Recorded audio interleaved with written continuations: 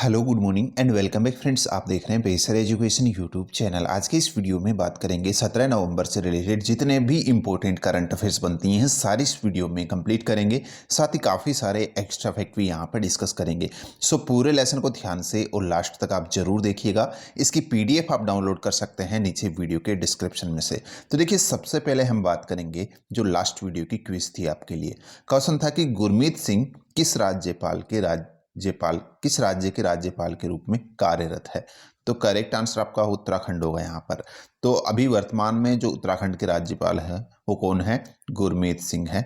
ये आपसे पूछा गया था यहाँ पर, ठीक है। चलिए अब बात करते हैं यहाँ पर आज की करंट अफेयर्स की। पहला अपडेट आपके सामने है। हाल ही में त्रिपक्षीय नौसैनिक अभ्यास समुद्री अभ्यास शिपमैक्स का तीसरा संस्करण हिंद महासागर के अंडमान सागर में आयोजित किया गया है। कौन इसका हिस्सा नहीं है?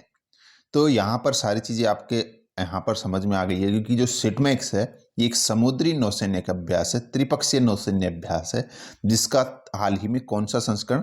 तीसरा संस्करण आयोजित किया गया है। और कहाँ आयोजित किया गया है? हिंद महासागर के अंडमान सागर में ये आयोजित किया गया है। अब यहाँ पे पूछा जा रहा है कि इस त्रिपक्षीय नौसैनिक अभ्यास का हिस्सा कौन सा देश यहाँ पर नहीं है? तो करेक्ट आंसर आपका अमेरिका इसका हिस्सा नहीं है। भारत इसका हिस्सा है। सिंगापुर और थाईलैंड, ये तीनों की तीनों जो कंट्री हैं वो इन तीनों को संयुक्त रूप से जो है इस शिपमैक्स नामक इस त्रिपक्षीय नौसैन्य समुद्री अभ्यास का आयोजन किया गया है और किया जाता है। यहाँ पर एक चीज़ आपको ध्यान रखनी है। देखिए, इसका कुछ सैन्य अभ्यास ऐसे होते हैं जिनका जो कंट्रीज का नाम है, जिनके साथ आयोजन होता है, उनके नाम उसी नाम में छिपे होते हैं। यहाँ पर देखिएगा, इस शिपमैक्स को ध्यान से देखिएगा। एस मतलब होता है यहाँ पर सिंगापुर हो गया, एस का मीन्स आपका, आई मीन्स हो गया आपका इंडिया, और टी मीन्स हो गया आपका थाईलैंड, और एम मीन्स हो गया यहाँ पे मैरीटाइम, और ई एक्सरसाइज, ठीक है। तो यहाँ सिंगापुर, इंडिया, थाईलैंड, इन तीनों कंट्रीज का एक संयुक्त नौसैन्य अभ्यास है। ये आपको ध्यान रखना है। देखिए, यहाँ पर अगर बात करते हैं तो भारतीय नौसेना द्वारा जो है शिपमैक्स का पहला संस्करण आयोजित किया गया था सितंबर 2019 में पोर्ट ब्लेयर में। ये पॉइंट आपको ध्यान रखना है। जब इसका दूसरा संस्करण है वो सिंगापुर द्वारा आयोजित किया गया था। और यहाँ पर देखिएगा, इसका जो इस बार का जो संस्करण है, जो इसकी मेजबानी की जा रही है किसके द्वारा? थाईलैंड के द्वारा, जो तीसरा संस्करण है इसकी, ठीक है, 2021 में। तो ये चीज़ आपको ध्यान रखना है। पहला संस्करण भारत के द्वारा ही आयोजित किया गया था पोर्ट ब्लेयर में। उसके बाद में अगर बात करते हैं, देखिएगा इसका उद्देश्य क्या है। जो इंडो पैसिफिक क्षेत्र है उसमें जो व्यापक समुद्री सुरक्षा है उसको बढ़ाने की दिशा में आपसी संबंधों को मजबूत करना और सामान्य समझ और प्रतिक्रियाओं को विकसित करना इसका मुख्य उद्देश्य है। तो यहाँ पर हमने बात की है शिपमैक्स की, जो कि हाल ही में आयोजित किया गया है तीसरा संस्करण। कहाँ पर? इसकी मेजबानी इस बार थाईलैंड के द्वारा की गई। और यहाँ पर देखिएगा, हमने बात की है थाईलैंड और सिंगापुर के साथ हमारी जो नौसैन्य अभ्यास की। तो यहाँ पर इन दोनों के साथ जो और अन्य अभ्यास आयोजित करता है भारत, वो भी एक नज़र में आप देख लीजिएगा। जो भारत थाईलैंड के बीच में नौसैन्य अभ्यास होते हैं उसमें एक तो मैत्री अभ्यास शामिल है, सेना के बीच में होता है, भारत थाईलैंड की सेना के बीच में। एक सियाम भारत वायुसेना अभ्यास है, ये आयोजित होता है।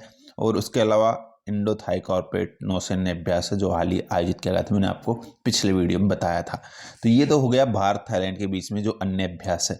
इसी प्रकार भारत और सिंगापुर के बीच जो सैन्य अभ्यास है भारत के, उसमें एक तो बोल्ड कुरुक्षेत्र है जो कि दोनों देशों की सेनाओं के बीच में आयोजित होता है, और एक यहाँ पर संयुक्त सैन्य प्रशिक्षण जो वायुसेना अभ्यास है, और एक सिम्बेक्स जो है नौसैन्य अभ्यास है दोनों देशों का, ठीक है।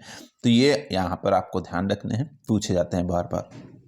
चलिए अगला अपडेट देख लेते हैं अपना। हाल ही में प्रसिद्ध भारतीय हिंदी लेखिका मनु भंडारी का निधन हो गया है, जिनके प्रसिद्ध उपन्यास हैं। यहाँ फोटो में देख रहे हैं मनु भंडारी। आपने काफ़ी सारे इनकी जो है कविता कहानियाँ जो है उपन्यास, वो नाम भी सुने होंगे और इनका नाम भी आपने अच्छे से सुना होगा, क्योंकि कुछ राज्यों की जो गवर्नमेंट स्कूल की जो पुस्तकें हैं उनमें इनका यहाँ पर लेसन आता है, ठीक है। तो यहाँ देखिएगा, इनके दो प्रसिद्ध उपन्यास, इसमें एक तो आपका बंटी और एक महाबोझ, आपने पढ़ा भी होगा इनके बारे में। तो ये दोनों के दोनों जो है इनके प्रसिद्ध उपन्यास है, ध्यान रखिएगा। आपका करेक्ट आंसर होगा दोनों यहाँ पे सही है, ठीक है। यहाँ ये मध्य प्रदेश में इनका जन्म हुआ था। हाल ही 90 वर्ष की उम्र में इनका निधन हो गया है, जो कि एक हिंदी लेखिका है। आपसे यहाँ पे पूछा जा सकता है कि कौन सी लेखक या किस भाषा की लेखिका है ये? तो हिंदी भाषा की लेखिका है, ठीक है। नेक्स्ट, हाल ही भारत में किस दिन को पहली बार, देखिए यहाँ पे हाल ही है, हाल ही भारत में किस दिन को पहली बार ऑडिट दिवस का आयोजन किया गया है, तो ये करेक्ट आंसर होगा आपका 16 नवंबर को। पहली बार यहाँ पर ये ऑडिट दिवस मनाया गया है 16 नवंबर को, इतना आप ध्यान रखिएगा। नेक्स्ट है, प्रधानमंत्री नरेंद्र मोदी ने किस राज्य में 341 किलोमीटर लंबे पूर्वांचल एक्सप्रेसवे का उद्घाटन किया है, तो ये किया गया है उत्तर प्रदेश में। देखिए हाल ही उत्तर प्रदेश में प्रधानमंत्री ने जो है ये करीब 341 किलोमीटर लंबे जो एक्सप्रेसवे है इसका उद्घाटन किया है, और ये जो एक्सप्रेसवे है ये पूर्वी और पश्चिमी यूपी को जोड़ेगा, ये आपको ध्यान रखना है। और एक्सप्रेसवे जो है लखनऊ के चांद सराय से शुरू होगा और गाजीपुर तक पहुंचेगा, ठीक है, ये आपको ध्यान रखना है। बाकी यहाँ पर इसमें जो 9 ज़िले हैं, इसमें एक तो लखनऊ, बाराबंकी, अमेठी, अयोध्या, सुल्तानपुर, अम्बेडकर नगर, आजमगढ़, मऊ और गाजीपुर, ये सारे इसमें शामिल होंगे, इतना सा आप ध्यान रख सकते हैं। नेक्स्ट देखिएगा, विरासत और संस्कृति का जश्न मनाने के लिए 16 नवंबर से 18 नवंबर तक कहाँ पर काशी उत्सव का आयोजन किया जा रहा है, तो काशी उत्सव मनाया जा रहा है आपका वाराणसी के अंदर। कहाँ पर? वाराणसी यूपी में ये काशी महोत्सव मनाया जा रहा है, ये ध्यान रखना है, ठीक है। नेक्स्ट है अपना देखिएगा, भारत के पहले खाद्य सुरक्षा संग्रहालय का उद्घाटन केंद्रीय उपभोक्ता मामलों और खाद्य और सार्वजनिक वितरण मंत्री पीयूष गोयल द्वारा कहाँ पर किया गया है, तो ये किया गया है तंजावर में। देखिए यहाँ इंपॉर्टेंट अपडेट है, ये ध्यान रखिएगा, ये देश का पहला खाद्य सुरक्षा संग्रहालय है। देश का पहला खाद्य सुरक्षा संग्रहालय कहाँ खोला गया है या कहाँ इसको बनाया गया है? तंजावर में। तंजावर कहाँ है ये आपसे ध्यान रखना है, तमिलनाडु में है तंजावर, ठीक है। तो हाल ही जो पीयूष गोयल हैं केंद्रीय मंत्री, इन्होंने तंजावर तमिलनाडु में देश का पहला खाद्य संग्रहालय का उद्घाटन किया है, ये आप ध्यान रखिएगा। अगला अपडेट देखिएगा, भारत सरकार किसने त्रिपुरा में रहने की स्थिति में सुधार, नए विकास और दोहन प्रौद्योगिकी को बढ़ावा देने के लिए लगभग $61 मिलियन के ऋण समझौते पर हस्ताक्षर किए हैं, तो ये किए हैं एशियाई विकास बैंक ने। देखिए हाल ही एशियाई विकास बैंक जो ADB है शॉर्ट में, ठीक है, इसके साथ भारत सरकार ने समझौता किया है त्रिपुरा में रहने की स्थिति में सुधार और कुछ अन्य जो यहाँ पर दे रखे हैं कारण, इनके लिए टोटल ये $61 मिलियन का ऋण समझौता हुआ है, इतना आप ध्यान रखिएगा, ठीक है। नेक्स्ट, किस लेखक ने अपनी पुस्तक दिल्ली ये सोलीलोकी के लिए 2021 का JCB पुरस्कार जीता है?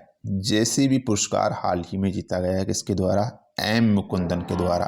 अब आपसे पूछा गया कि इनकी किस कृति के लिए ये यहाँ पर JCB पुरस्कार इनको दिया गया है, तो इनकी जो दिल्ली ए सोलीलोकी जो कृति है या पुस्तक है, इसी के लिए इनको यहाँ पर M मुकुंदन को ये JCB पुरस्कार दिया गया है 2021 का। नेक्स्ट अपडेट देखिएगा, कौन अगले राष्ट्रीय क्रिकेट अकादमी NCA के प्रमुख के रूप में कार्यभार संभालेंगे? यहाँ आपका सही आंसर होगा VVS लक्ष्मण। देखिए VVS लक्ष्मण जो है इनको यहाँ NCA के प्रमुख के रूप में चुना गया है अगले कार्यकाल के लिए, ठीक है। नेक्स्ट, हर साल 16 नवंबर को मनाया जाता है। 16 नवंबर को इनमें से एक तो राष्ट्रीय प्रेस दिवस मनाया जाता है और एक अंतर्राष्ट्रीय सहिष्णुता दिवस मनाया जाता है। ये दोनों के दोनों 16 नवंबर को मनाए गए हैं हाल ही में, तो आपका करेक्ट आंसर होगा उपरोक्त दोनों, ठीक है, राष्ट्रीय प्रेस दिवस और अंतर्राष्ट्रीय सहिष्णुता दिवस। नेक्स्ट अपडेट देखिएगा, भारत के कोविड-19 पीड़ितों के पहले स्मारक का उद्घाटन कहाँ किया गया है? तो ये किया गया आपका राजन्नापेट तेलंगाना। जो राजन्नापेट तेलंगाना है वहीं पर ये देश का पहला कोविड-19 पीड़ितों का जो स्मारक है वो यहाँ पर बनाया गया है, इतना आप ध्यान रखिएगा, ठीक है, तेलंगाना का जो राजन्नापेट है वहाँ पर। नेक्स्ट देखिएगा, कार्बन सीमा कर किसके द्वारा प्रस्तावित किया गया है? देखिए कार्बन बॉर्डर टैक्स या फिर कार्बन सीमा टैक्स जो है ये यूरोपीय संघ के द्वारा प्रस्तावित किया गया है। किसके द्वारा? यूरोपीय संघ के द्वारा, ठीक है। नेक्स्ट देखिएगा, बात करते हैं जो आज की क्विज है, इसका आंसर लिखना आपको नीचे कमेंट बॉक्स में। देखिए क्वेश्चन है कि भारतीय टीम की महिला खिलाड़ी जिन्होंने बीते दिनों अंतर्राष्ट्रीय क्रिकेट में 20,000 रन पूरे किए थे, ये आपको बताना है। तो इनमें से कौन सा नाम सही है वो आपको नीचे कमेंट बॉक्स में लिखना है। सो गाइस, ये थी आज की करंट अफेयर्स। आई होप आपको वीडियो पसंद आई है, तो लाइक शेयर जरूर कीजिएगा। आज के इस वीडियो में इतना ही है, मिलते हैं नेक्स्ट वीडियो में। धन्यवाद।